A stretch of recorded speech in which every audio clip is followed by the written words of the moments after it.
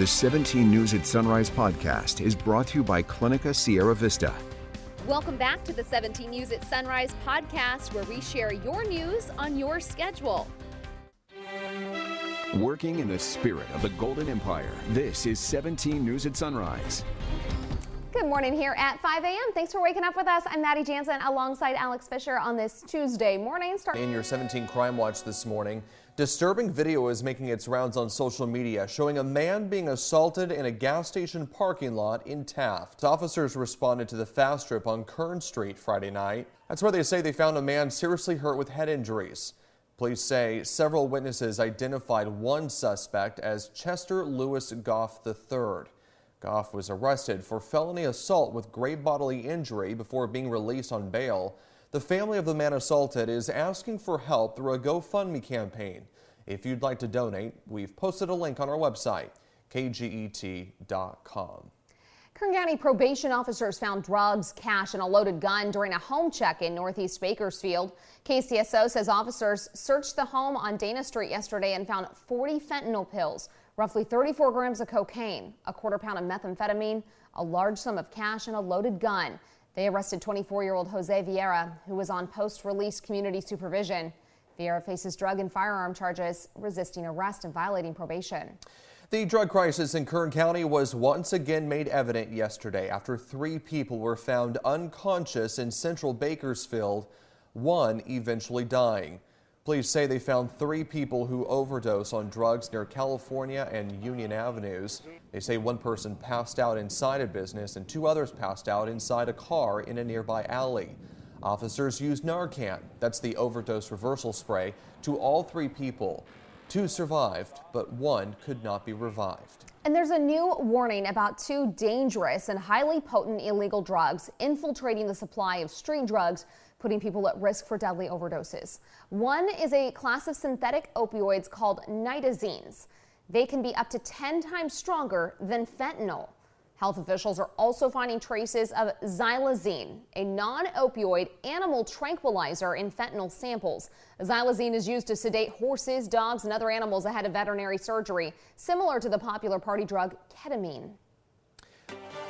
5:04 now, and while rain on the Mosquito Fire burn scar is helping efforts to suppress the flames, it's also raising a few concerns. Flames are still present in the rain, a sign of how stubborn a wildfire can be during an extreme drought.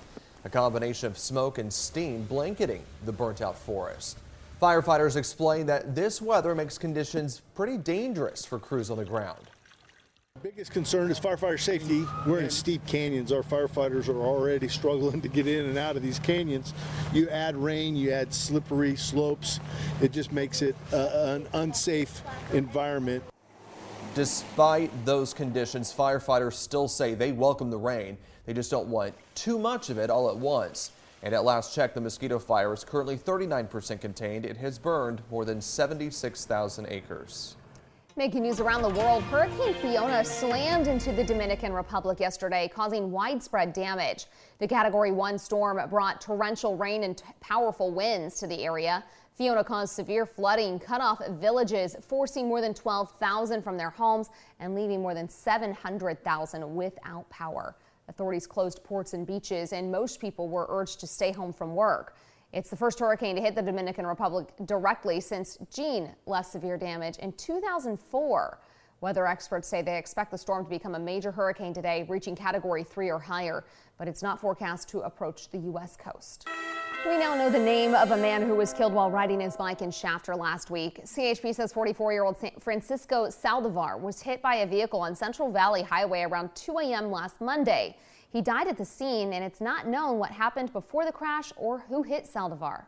The sheriff's office is investigating a suspicious death near Arvin. Lamont deputies responded to a vineyard near the intersection of Cuda Drive and East Bear Mountain Boulevard around 10 a.m. yesterday for reports of a man down. When deputies arrived, they say they found a man dead with traumatic injuries. Given the location and suspicious nature, homicide detectives have taken over this investigation. The Bakersfield Police Department is asking for help finding a missing 14-year-old girl who's considered at risk. Nisi Salazar was last seen Saturday in the 1600 block of Lotus Lane. She's described as 5'4", 130 pounds with long brown hair and brown eyes. Police say she's considered at risk because she's a first-time runaway. Anyone with information on Nisi Salivar's whereabouts is encouraged to call BPD at 327-7111. As the winter months approach, health officials say it is important to get a flu vaccine, and you'll be able to get one for free tomorrow. In some cases, influenza can lead to hospitalization and even death, especially for those with underlying conditions. You must be 18 years or older to receive the flu vaccine, which will be given at a first-come, first-served basis. This is for the clinic happening tomorrow from 11 a.m. until 2 p.m. at Memorial Hospital in the Ronald McDonald House parking lot. Again, this vaccine clinic happening tomorrow starting at 11 a.m. Kern County's Public Health Department is hosting a series of monkeypox vaccination clinics. The next one will be held tomorrow from 10 a.m. to 4 p.m. at the Prado Senior Center on Ridge Road in Bakersfield. To book an appointment and find more information, you can go to kernpublichealth.com.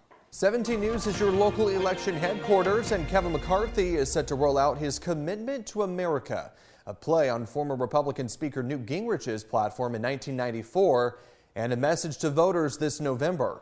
The platform focuses on 4 pillars of policy under a GOP-led House: the economy, public safety, freedom, and government accountability. The last pillar, building on a swath of investigations McCarthy and the Republicans have committed to if in control after November. We will conduct vigorous oversight, check abuses of power, and hold all wrongdoers accountable. Those range from Hunter Biden's business dealings to withdraw from Afghanistan, Dr. Anthony Fauci, and the origins of COVID-19, to most recently, Attorney General Merrick Garland and the Department of Justice following the FBI search of former President Donald Trump's residence. McCarthy has a chance to lead Republicans to a majority in the House and take the Speaker's gavel for himself. A new NBC News poll finds Republicans and Democrats are tied when it comes to who Americans think should control Congress, but they differ on hot-button issues like immigration. This as the same poll finds President Biden with the highest approval rating in 11 months. Drew Petrimo is on Capitol Hill with the details. 7 weeks to Election Day, and the country is split right down the middle. A new NBC News poll shows a tie between which party voters want to control Congress, and opinions depend on which issues voters believe are most important. Democrats winning on abortion, climate change, and threats to democracy, while Republicans lead on border security, crime, immigration, and the economy. Higher prices, smaller quantities. And this is basically what President Biden and Democrats have done to the entire U.S. economy. Some Republican governors believe the migrant crisis is another Democratic failure, sending buses and planes full of migrants to sanctuary cities to send a message.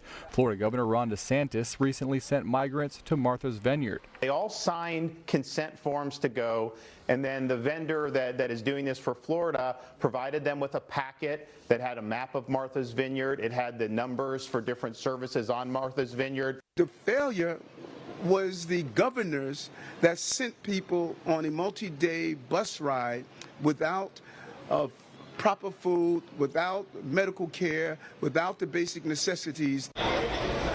Democrats and immigrant rights groups accuse the governors of playing politics with the lives of desperate people. They're being defrauded. There are criminal and civil consequences. They're being transported away from immigration proceedings. Meanwhile, President Biden is enjoying a boost in his approval rating.